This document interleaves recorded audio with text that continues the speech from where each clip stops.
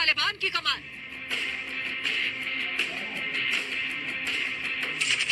तालिबान ने जिस सत्ता को पाने के लिए हजारों लोगों को मौत के घाट उतार दिया, इंसानों के खून को पानी की तरह बहाया, लोगों को देश छोड़ने पर मजबूर कर दिया, हंसते खेलते देश को वीरान कर दिया, आज भी उस अफगानिस्तान की कुर्सी खाली है। तालिबानी कब्जा हुए अफगानिस्तान की कुर्सी पर कौन बैठेगा? तालिबानी अफगानिस्तान का राष्ट्रपति कौन होगा? प्रधानमंत्री कौन होगा? कैबिनेट में कौन कौन लोग शामिल होंगे? इन सवालों पर अभी भी सस्पेंस बरकरार है। सवाल अफगानिस्तान की सत्ता को लेकर है, लेकिन खलबली पाकिस्तान में मची हुई है। सांसें नियाजी खान की अटकी हुई है। अफगानिस्तान में नई सरकार बनने में हो रही देरी के बीच ISI chief lieutenant general Faiz Hameed पहुंचे, वो भी पूरे तामझाम के साथ। पाकिस्तान का कहना है कि तालिबान के निमंत्रण पर आईएसआई तालिबान पहुंचे हैं, तो वहीं पाकिस्तान के विदेश मंत्री शाह महमूद कुरैशी लगातार तालिबान की वकालत कर रहे हैं। As neighbors and friends and well-wishers to adopt an inclusive approach. तो क्या तालिबानी कब्जे वाले अफगानिस्तान को नई सरकार देने में पाकिस्तान अहम भूमिका निभाने वाला है?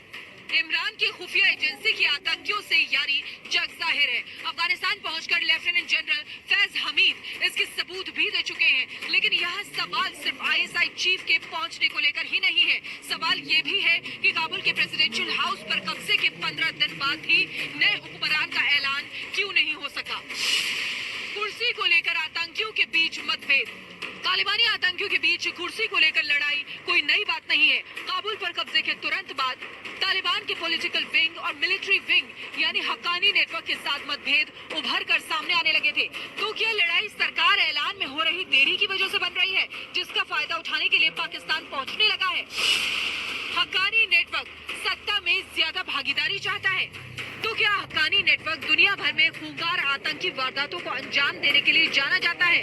हक्कानी नेटवर्क पाकिस्तान बेस्ड एक जिहादी ग्रुप है, जिसकी जड़ें अफगानिस्तान तक फैली हुई हैं। हक्कानी ग्रुप के दो बड़े तालिबानी नेता सिराजुद्दीन हक्कानी और खलील हक्कानी पर 110 करोड़ रुपए का इनाम है। अफगानिस्तान पर तालिबानी जीत में हक्कानी नेटवर्क की अहम भूमिका रही है। उसके एवज में हक्कानी नेटवर्क सत्ता में बड़ी भागीदारी की मांग कर रहा है। माना जा रहा है कि तालिबान का पॉलिटिकल विंग हक्कानी नेटवर्क के उस मांग को मानने के लिए तैयार नहीं है।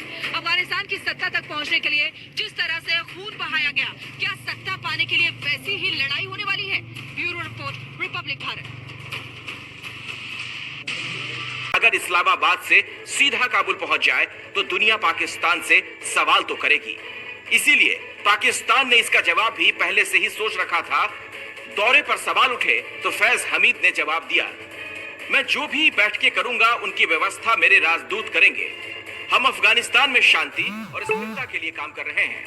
फैज हामिद का यह बयान दुनिया की नजरों में धूल झोंकने के लिए था, लेकिन एबीपी न्यूज को भारत सरकार के सूत्रों का कहना है आईएसआई प्रमुख हक्कानियों के समर्थन और उन्हें तालिबानी सरकार में ज्यादा से ज्यादा जगह दिलाने की कोशिश करने के लिए काबुल पहुंचे हैं। हालांकि भारत का मानना है कि तालिबान अब एक राजनीतिक गुट है, लिहाजा वो हक्कानियों के इतिहास को देखते हुए पाकिस्तान के ज्यादा दबाव में नहीं आना चाहेगा, मगर पाकिस्तान अपना भरसक प्रयास जरूर करेगा। तो पाकिस्तान हक्कानी नेटवर्क की शक्ल में अपने प्यादों को तालिबानी सरकार में बिठाना चाहता है, ताकि इसका फायदा उसे भारत विरोधी गतिविधियों में मिल सके।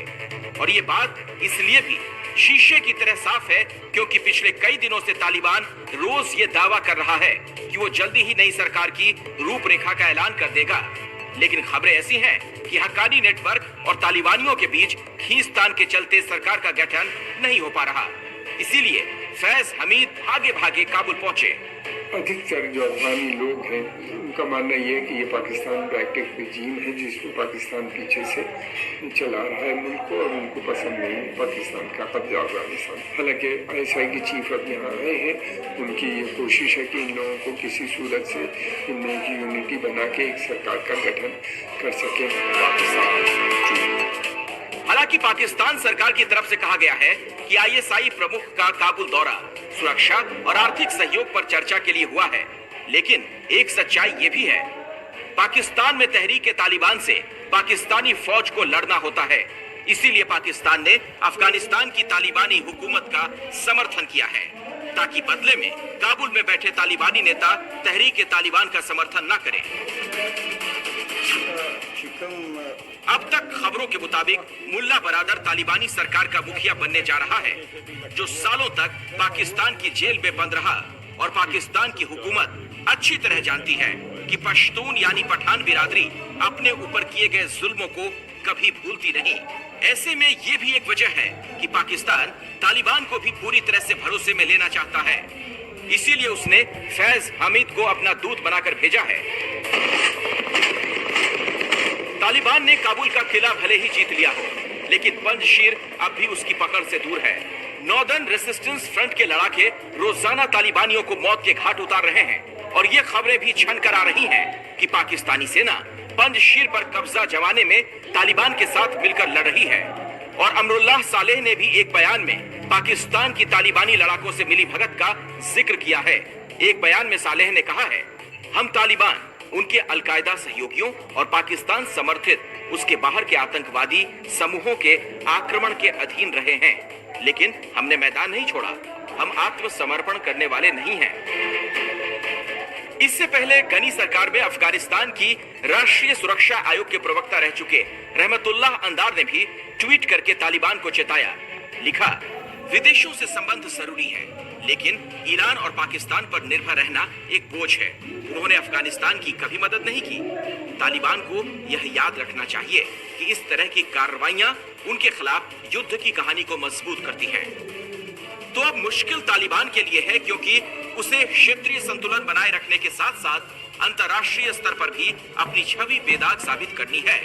जिस तरीके से हम देख रहे हैं यहाँ पर एनआरएफ कमांडर साले रेगिस्तानी, उन्होंने हुंकार भरी है। सबको लोकल्स जो हैं उनको एकत्रित किया जा रहा है, लेकिन पाकिस्तान का जो ये खतरनाक खेल है वो भी लगातार हमको दिखाई दे रहा है। किस तरीके का सर ये खतरनाक खेल पाकिस्तान खेल रहा है? देखिए, मैं आपको बहुत सनसनीखेज खबर देना चाहता हूं। ये तालिबान ने कई सारे हमले किए, पंजशीर पे मुंह की खानी पड़ी, भारी कैजुअल्टीज हुई हैं इनकी, बहुत भारी कैजुअल्टीज हुई है। कोई 300, 350, 400 इनके मारे गए या घायल हुए हैं और काबुल अस्पताल खचाखच भरा हुआ है इनकी लाशों और घायलों से। फिर इन्होंने, तालिबान ने जनरल बाजवा को अपील की है कि आप हमारी मदद करिए पंजशीर लेने में। अगर आप हमको अमरुल्लाह साले का सर दिलवा सकते हैं तो हम लड़ेंगे आपके लिए जम्मू कश्मीर में। और बाजवा साहब ने अपने major general Adil Rahmani SSG group commander को डायरेक्ट करने भेजा है ऑपरेशन, जो सिविल कपड़े डाल के लड़ाई करा रहे हैं। एसएसजी ग्रुप की 2 बटालियंस जो हैं वो वहां हमले को लीड कर रही है।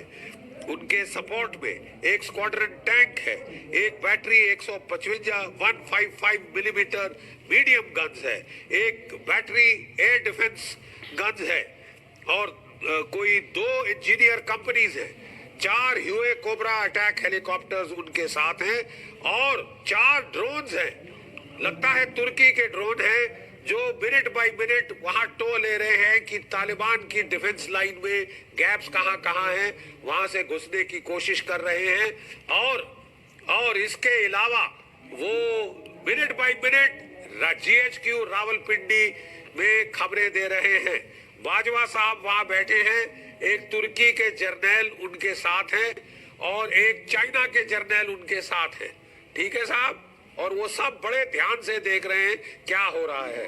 Lieutenant general Saeed Shamshad, chief of general staff Pakistan army, वो इस ऑपरेशन के ओवरऑल इंचार्ज है। जो एमओ मिलिट्री ऑपरेशंस और मिलिट्री डायरेक्ट के तमाम अफसरों को हुक्म दिया गया है कि वो सब के सब जीएचक्यू रावलपिंडी से बाहर नहीं जाएंगे जब तक कि ये ऑपरेशन खत्म नहीं होता। अभी तक पाकिस्तान के, ये कल तक की थी, अभी तक तो ये कैजुअल्टी बहुत बढ़ गई होगी। पाकिस्तान का 1 अफसर, 1 जेसीओ, 7 जवान मारे गए थे, 2 अफसर, 4 जेसीओ, 11 जवान बुरी तरह घायल हुए। ठीक है साहब, ये है हकीकत तालिबान की, जो औरतों को पीट कर, कोड़े मारकर, पत्थरों से मारकर बड़े सूरमा बनते हैं, बड़े योद्धा बनते हैं। असली लड़ाई में हमने देखा है कि उनकी तो पतलूनें गीली हो गई, पिट गए हैं और पाकिस्तान की फौज को आगे किया है। जी, मैं पाकिस्तान की फौज को भी याद दिलाना चाहूंगा की मिलिट्री हिस्ट्री पढ़ लिया करो। सैनिक इतिहास पढ़ना बहुत जरूरी है, और महिमा मंडन नहीं, असली इतिहास। सोवियत ऑक्यूपेशन के दौरान सोवियत संघ की फौजों ने 7 करारे हमले किए थे पंजशीर पे। हर बार मुंह की खानी पड़ी थी। जो उनका आखिरी ऑपरेशन था उसका कोड नेम था पंजशीर 7। उनके 101, 103, 104 guards airborne division, airborne paratroopers उनके जो थे, जो सबसे तगड़े फौजी थे सोवियत संघ की फौज के, और अब भी रूस की सेना के सबसे तगड़े लड़ाके माने जाते हैं। उन्होंने हमले को लीड किया था, और एक मोटराइज्ड राइफल डिवीजन उनके साथ थी। 10,000 अफगान सैनिक थे। कोई 30,000 रूसी फौजों ने ताबड़तोड़ हमले किए थे। हमलों के पहले तुपोलेव बॉम्बर्स ने कारपेट बॉम्बिंग की थी। फाइटर बॉम्बर्स आए थे। हाइट अटैक जो हेलीकॉप्टर थे उन्होंने तबाही मचाई थी। और फिर सोवियट्स की multi barrel grad rocket launchers, उनके साथ उन्होंने भारी बम्बार्डमेंट की थी। तब भी वो ताजिकों को टस से मस नहीं कर सके, जबकि सीआईए के दिए हुए हथियार पाकिस्तान अहमद शाह मसूद को नहीं दे रहा था, वो केवल पठानों को दे रहे थे। वो ताजिकों से बड़ी खासी चिढ़ थी, क्योंकि उनकी सुनता नहीं था अहमद शाह मसूद। जी, बख्शी साहब, लेकिन